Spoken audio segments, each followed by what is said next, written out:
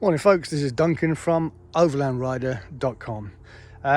Last of the three-part review of the Seat Concepts comfort seat. It's a one-piece comfort seat from Seat Concepts.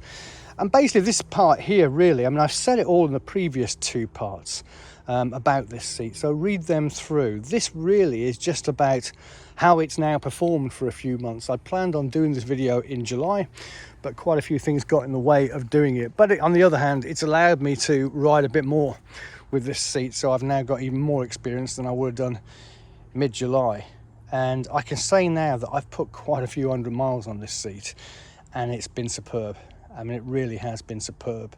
The quality of the seat is spot on. The look of the seat, for me, spot on again. It's nice, clean lines. But most importantly is this. Most importantly is how it feels to sit on it. And even more importantly, how it feels to sit on it, or how your butt feels when you get off it after 300 miles constant riding.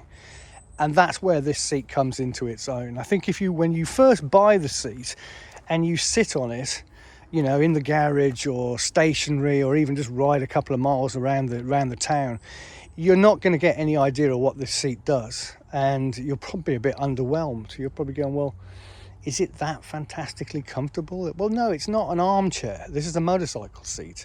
It's not meant to for you to sink down into it, because if that happened, you know, it just wouldn't be comfortable over a long period. But again, that's where this seat really comes into its own.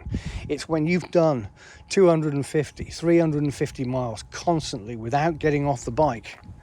That's when you notice. You get off the bike, you feel your butt, and you go, there's no pain there whatsoever, there's no cramps. It just feels spot on, absolutely spot on.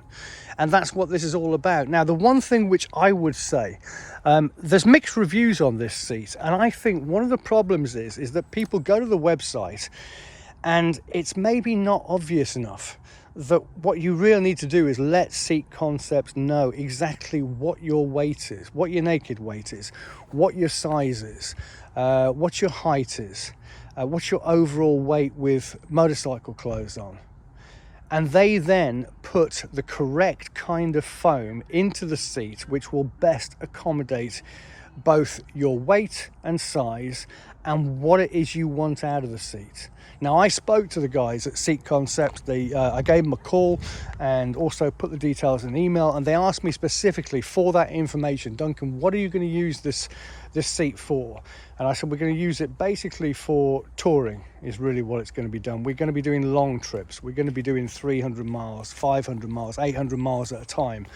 And I've got a skinny backside, and you know, I don't weigh a whole lot. I think my normal weight right now is 70 kilos. I'm 5'10". I'm 56 years old, and my butt really looks like it's 56 years old as well. It's lost most of the padding that it ever had, and it wasn't there wasn't much of it to start with. So having given them that information, they then placed in there a foam which was commensurate to what I wanted to do with it and to my given weight and size. And I think that's probably paramount, really important. So if you are going to order this seat, then make sure that you get hold of them. Look, it's a custom seat. It's not off the shelf. You can't go to the Seat Concept site and just order one of these off the shelf, because they're not on the shelf. I had to wait for this one. I think it was almost 6 weeks, 4 to 6 weeks before they started to make it for me. And they make it specifically to what it is that you've ordered. So make sure you give them as many details as you can, because they're going to custom make it anyway. So your wait time is not going to be more because you've given them all of your details. What will change is your seat will then be right for you, and when you sit on it, you're going to really enjoy sitting on it. And more importantly, when you get off it after 300 to 400 to 500 miles, you will notice exactly why you just paid the price for that seat. So that is the Seat Concepts one-piece comfort seat for the Tenere 700. For me, worth absolutely every penny. I was sick and tired of the standard seat. If you then get the low seat, you're basically, you know, it's like a plank of wood. You can improve it a lot by putting on a set of cool covers, both on the low seat and the standard seat. They were both fairly comfortable for me with the cool covers on, but the Seat Concept seat takes it to the very next level, and it is a good couple of levels above the cool covers. The cool covers are very good if you're on a budget, and you know, for 120 quid or whatever they cost. I know there's rip-offs on the market. I don't personally condone rip-offs, but hey, that's up to you, it's your money. But if you go for a set of cool covers, 120 quid for the two, for the front and the rear, that will go a long way to making your ride a heck of a lot more comfortable than it was with your standard OEM seat.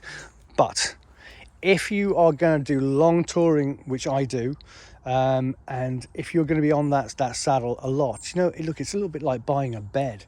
You know, I've seen people going and purchasing a really cheap bed and then saying it's not particularly comfortable, and I'm thinking to myself, why the hell did you buy a 75 or 100 pound bed that you're going to lie on for 8 hours every night, or 6 hours every single night, 7 days a week, 365 days a year?